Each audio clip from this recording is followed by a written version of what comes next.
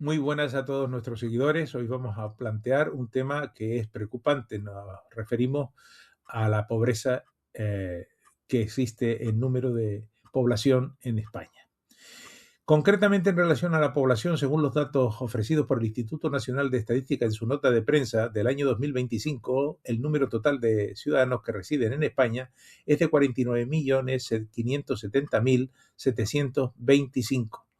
Con lo cual, si estos datos ofrecen también de pobreza del 25,7% en el año 2025 respecto a la población existente, hacemos cálculos y eso es una cifra bastante alarmante. Asciende a 12.739.676, salvo error u omisión. Esta tasa está hecha de acuerdo a AROPE. Entonces yo pondré la portada de los datos ofrecidos por la nota de prensa del Instituto Nacional de Estadística. Lógicamente es lamentable que no se haya hecho algo para erradicar totalmente la pobreza, sino que vamos increciendo y vamos destinando dinero desde el poder público, las diferentes administraciones, a terceros y cuestiones ajenas a los intereses propios de la población. No hace falta ahondar mucho, cada cual tendrá en su mente, de acuerdo a lo que tenga conocimiento de los datos que ha visto por televisión, de una y otra cuestión, y sacará sus propias, conclusiones después de hacer las cábalas correspondientes. Lo que sí es cierto que la Agenda 2030, que tanto presumen de erradicar la pobreza, no va en esa línea, puesto que estamos asistiendo a todo lo contrario, según los datos que observamos, lo cual es preocupante. En definitiva, como alguna ministra dijo ya hace años, el dinero público no es de nadie. Curioso, ¿no?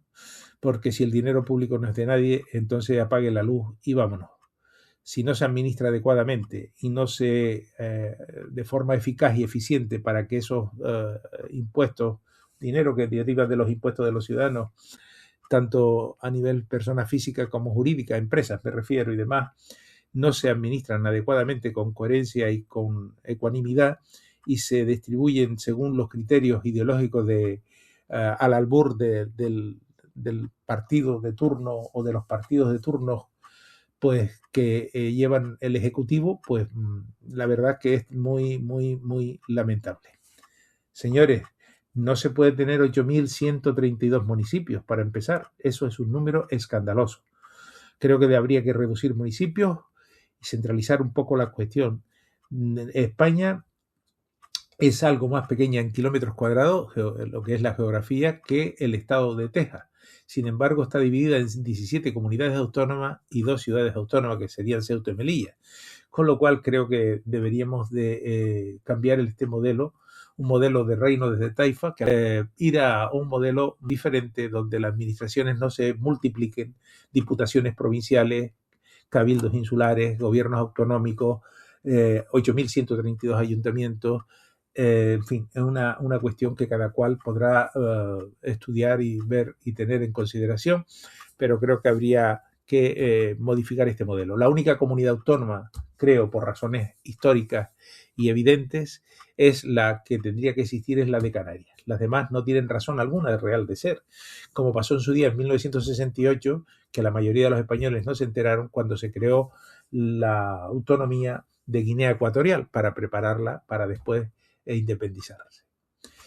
Nada más, cada cual tenga su propia opinión. Creo que el dinero hay que administrarlo, el dinero público hay que administrarlo de forma eficaz, eficiente y sobre todo teniendo en consideración que no es un dinero que nos cae del cielo, sino que sale de los bolsillos de los ciudadanos españoles directa e indirectamente. Gracias por su atención.